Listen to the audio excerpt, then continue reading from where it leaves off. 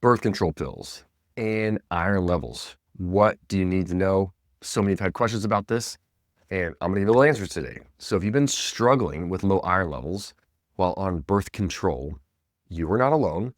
And today I'm going to dive into the science behind why this could be happening. And here's something that I think confuses a lot of my patients. They're on birth control pills, which is basically reducing their monthly blood loss. So shouldn't their iron levels be going up? Well, it's not quite that simple. So let me explain.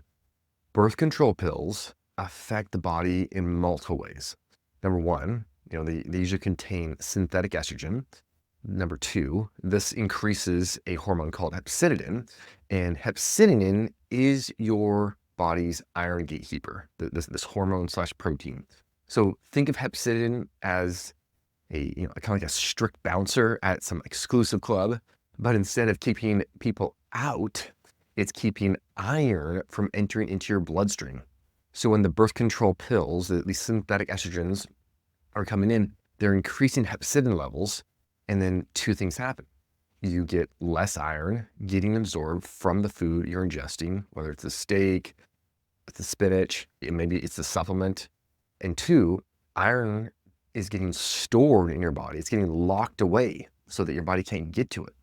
And this creates, I would say, generally frustrating situation where you might be eating plenty of iron-rich foods, taking iron supplements, but your body is not able to effectively use that iron. Meanwhile, any iron that you've already stored or that is already in your body that you potentially could use has become less accessible. And this makes it harder to get your iron levels up, get your ferritin levels up. So what could you do about the situation? Number one would be consider taking iron supplements at a different time than your birth control pill if you're going to stay on the birth control pill. That's potentially going to be helpful. I would say it's not super helpful, but it'll give you a little, maybe 10% increase. Number two is really focus on highly absorbable forms of iron. And number three is to include vitamin C with your iron-rich meals, as well as just like dosing it throughout the day. Vitamin C taken regularly has been shown to lower hepcidin levels. And then finally, I think the biggest thing is you got to go discuss an alternative birth control option with your healthcare provider. And you are if you're taking birth control pills for birth control, or are you taking birth control pills for acne, for endometriosis, for PCOS, for heavy periods, for painful periods, for PMS? If so, there are countless lifestyle, herbal supportive, dietary supportive routines that could help massively and that could get you off of, those artificial hormones.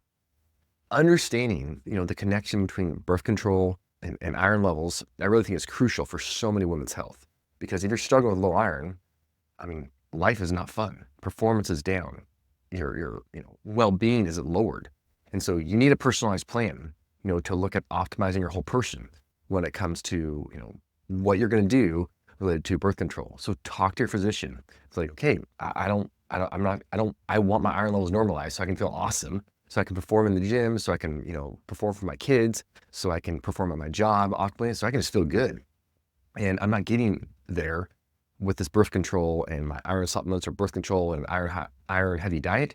So what's something else we can do to get me the results I need related to endometriosis, PMS, PCOS, heavy periods, all this kind of stuff, acne, that doesn't involve me taking an artificial hormone?